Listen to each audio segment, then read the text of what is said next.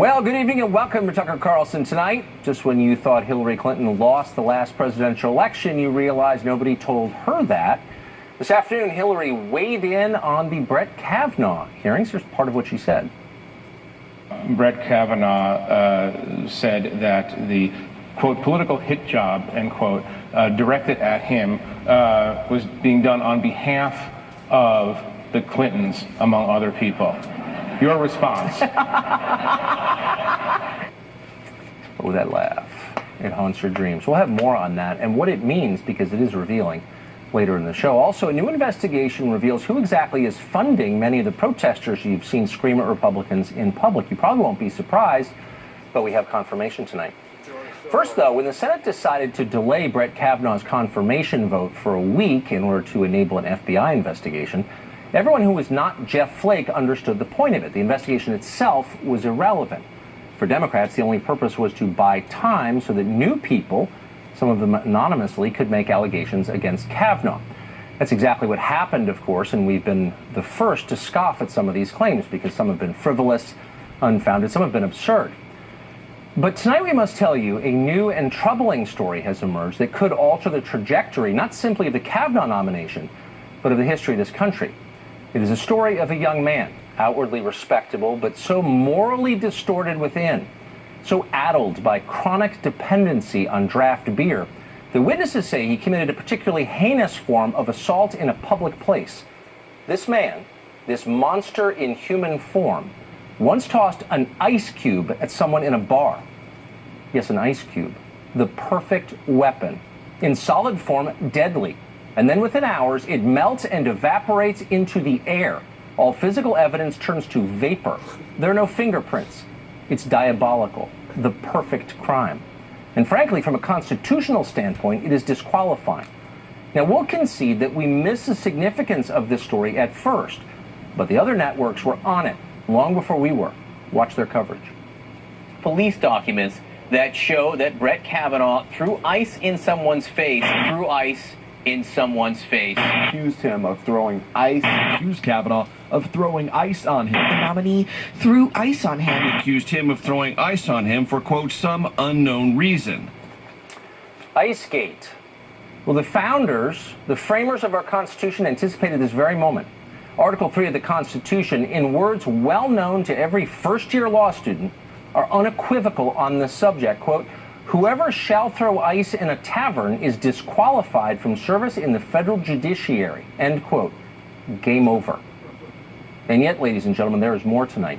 A former Yale student called Tad Lowe, who apparently overlapped with Brett Kavanaugh in school, has contacted the FBI with a brand new outrage. Lowe says that at one time at a frat party, some fraternity brothers hired a prostitute to put on some kind of show that Lowe found offensive. Now, what does this have to do with Brett Kavanaugh, you might wonder? Well, as Lowe concedes, nothing directly.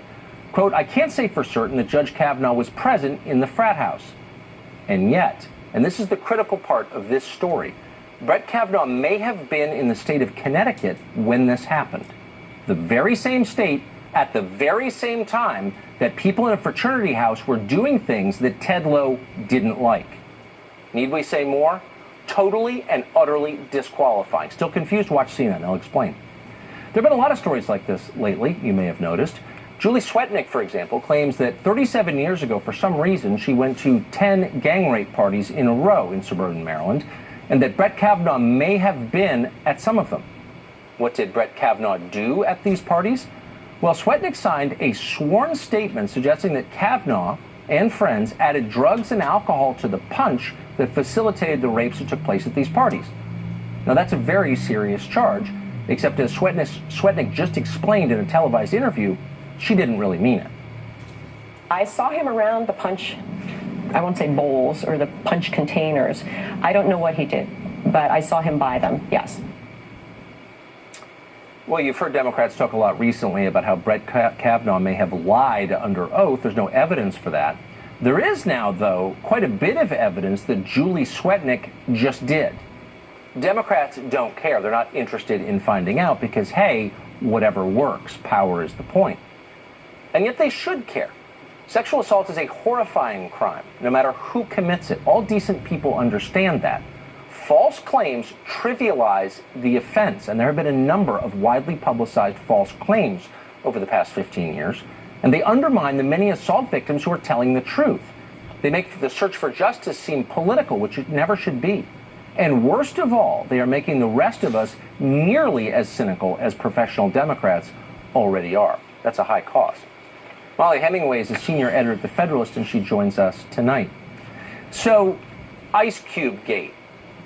Is this one of those moments that, looking back on it 15 years from now, we're going to cringe in embarrassment that adults with college degrees could have taken something like this seriously? I would hope that we look back on this and cringe in embarrassment. I'm worried that this is the direction that things are going, and that this type of attack will be used to discredit anyone that the media feels is a political enemy. And what you've seen, I mean, yes, Icegate is a ridiculous story, and I want to clarify, the claim is that he may or may not have thrown ice, which is even more ridiculous than that he might have thrown ice. Right. And to make this be a big explosive expose is ridiculous, but all of them have been kind of increasingly ridiculous, and none of them have had supporting evidence.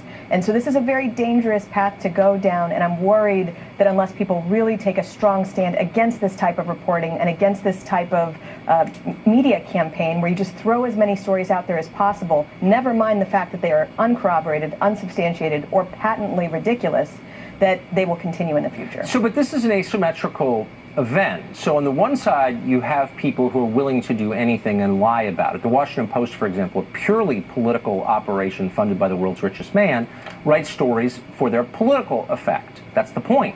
And yet Republicans are playing by a set of rules devised in the 18th century, and they're very literal. Well, there's a story, we must take it seriously. At what point do Republicans say, you know what, this is a lie, I know the game, I get the joke, I'm not playing along? Right. There's a difference between joining with them in a very bad game where you attack people based on what they did in high school and otherwise. But also, that doesn't mean that you have to put up with it or go along with it or treat these things as sane even. I mean, a lot of these allegations never should have been promulgated by the media to begin with. People are saying, oh, well, we put this person on air so we can all see that she's ridiculous. Well, that's true. You can see that some of these allegations are ridiculous when you show light on them. But there should be a basic standard. I mean, this is a human being who is being torn apart through this process. And then also, even if they're acknowledging that some of the stories are ridiculous, at the same time, they're putting forth stories that are ridiculous on their own. And so there's just a lot of problems overall. So why, I mean, final quick question, but why does it fall to Lindsey Graham, of all people, to be the only member of the United States Senate to say that out loud? Are there no other members who feel an obligation to protect their voters from false charges and to protect the country from falling into some kind of mob rule situation, which it is?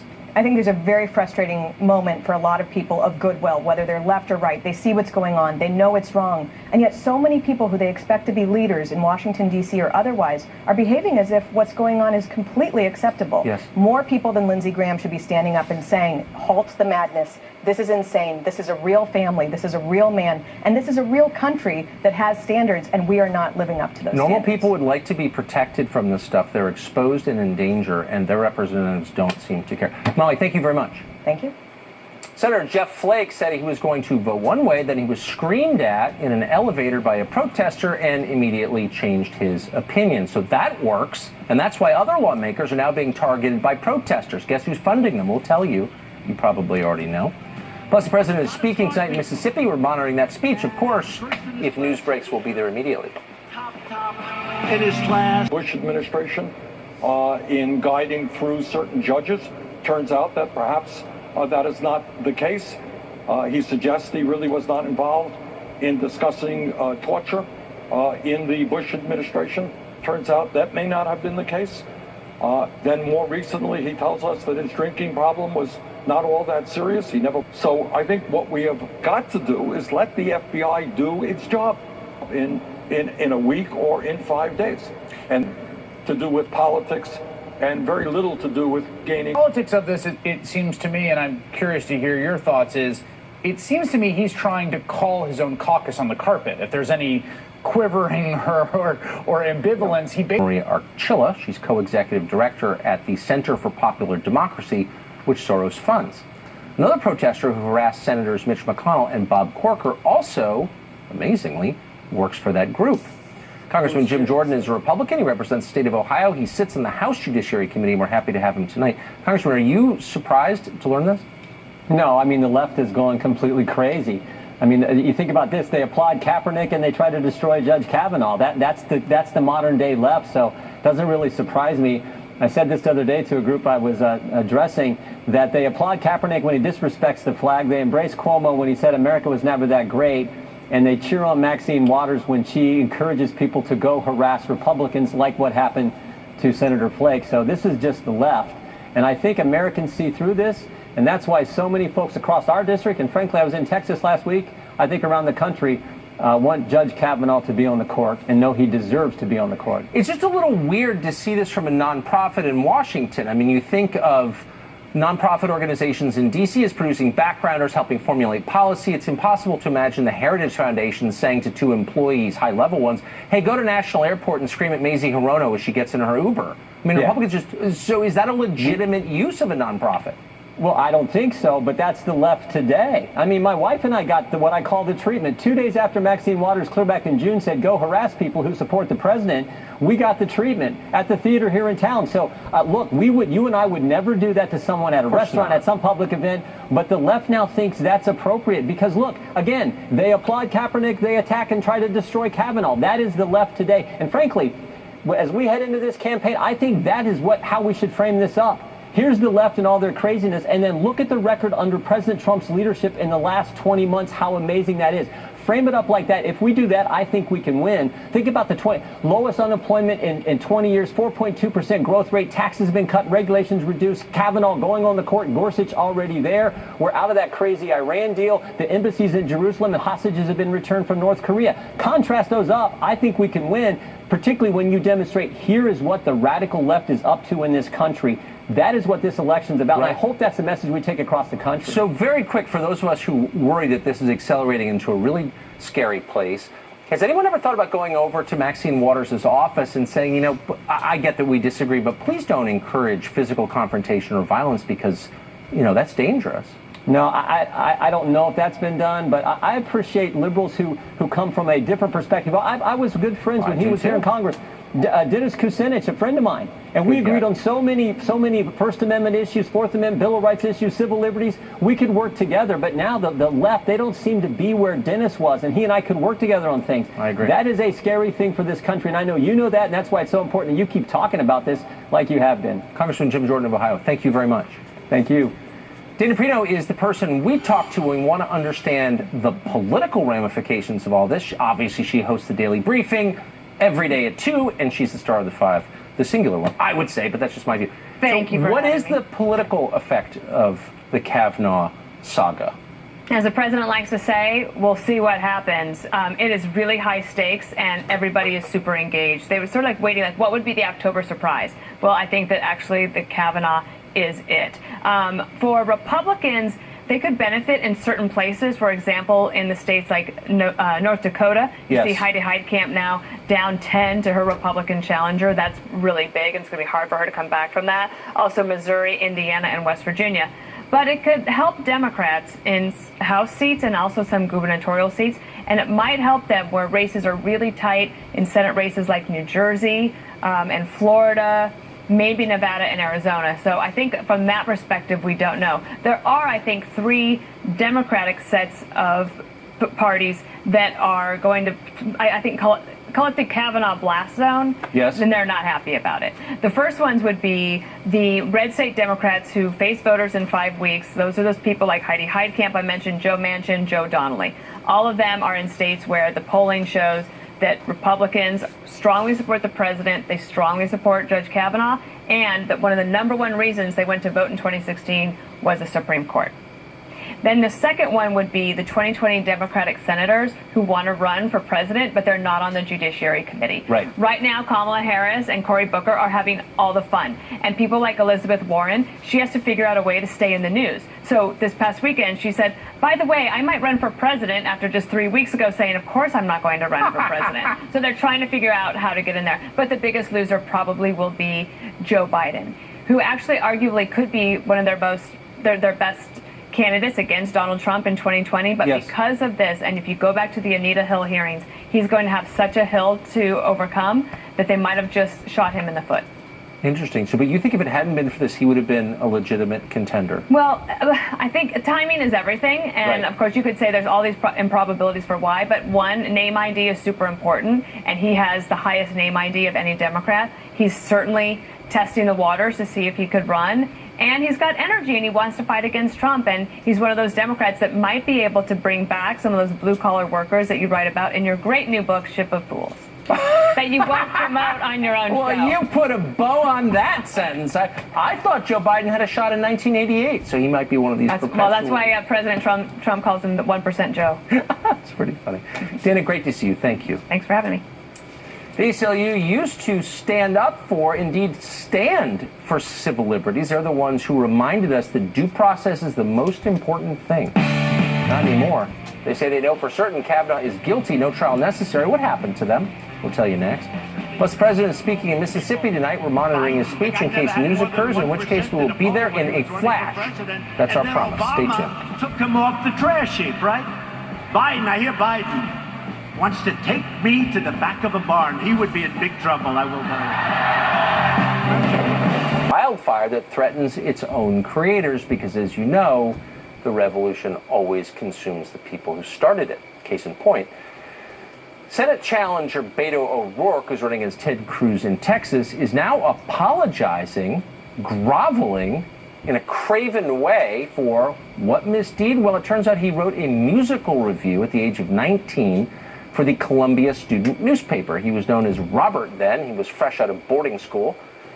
In that piece, he says this, that the Will Rogers Folly had actresses who were chosen, quote, for their phenomenally large breasts and tight buttocks, end quote.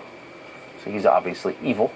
We'd ignore this whole thing as dumb and irrelevant, but that would be a mistake. It says somewhere in the Constitution, we just learned, by the way, I think on MSNBC, that dumb college essays categorically disqualify you from serving in the U.S. Senate. At the very minimum, we ought to have an FBI investigation to see if O'Rourke, I don't know, ever admitted to not liking Toni Morrison novels.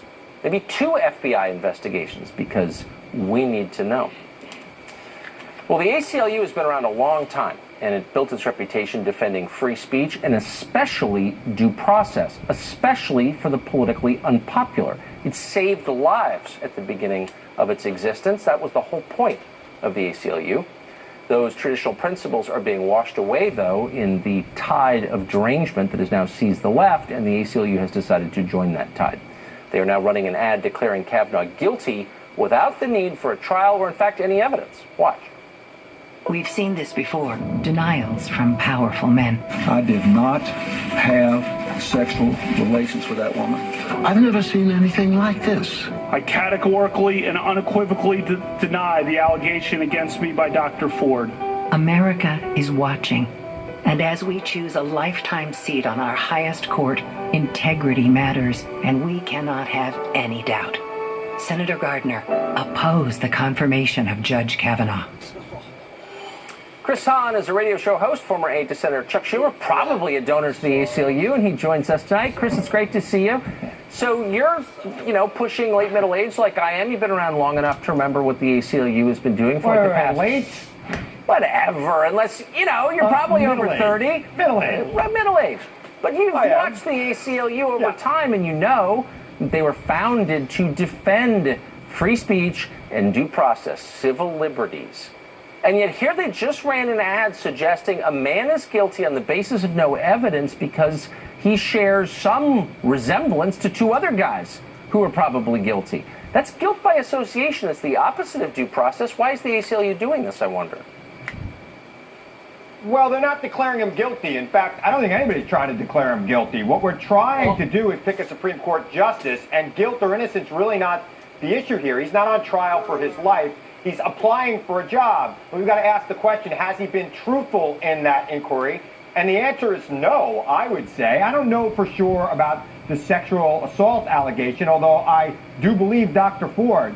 But I do know that some of the things he talked about last Thursday, I'm sorry, he's not forthcoming about. Okay, so before we get to what you think he specifically lied about, I just want to rewind a second to what you said, because it strikes me as amazing.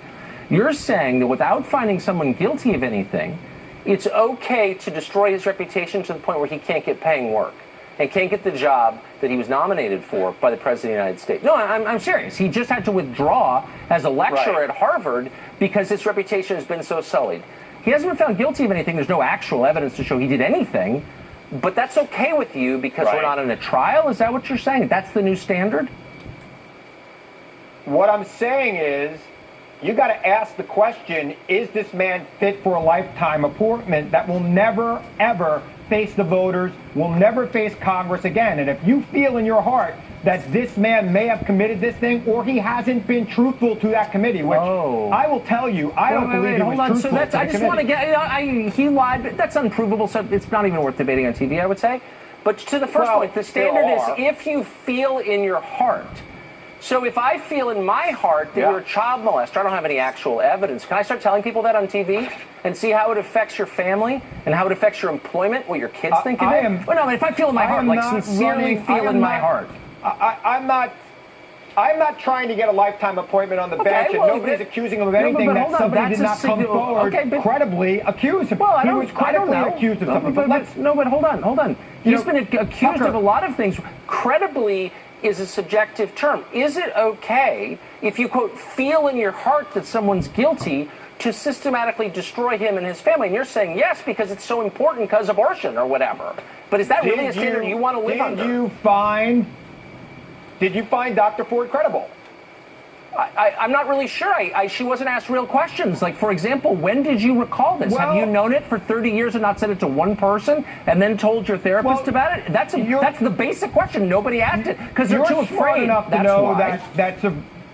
You're smart enough to know that traumatic experiences, sometimes you only remember the trauma. I don't know what I know. I don't know what I know. That's why I ask real questions on my show. I'm not bullied into silence by a bunch of activists. And I think you found her credible too, but in addition to that, he lied about little things. He lied about what the Renata alumni was. He lied about what the Ralph Club was. He lied to Congress.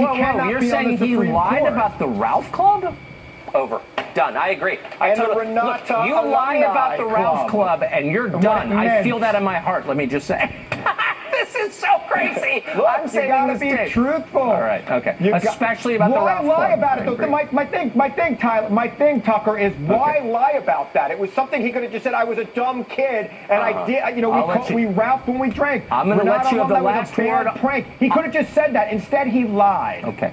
With the last word on the Ralph Club, Chris Hahn, thank you very much.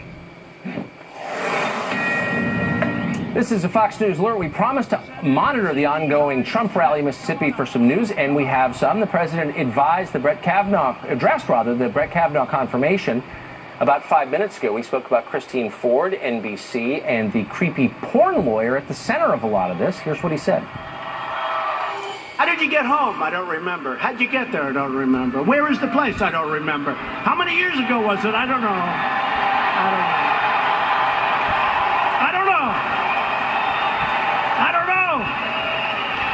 What neighborhood was it in? I don't know. Where's the house? I don't know. Upstairs, downstairs, where was it? I don't know. But I had one beer. That's the only thing I remember.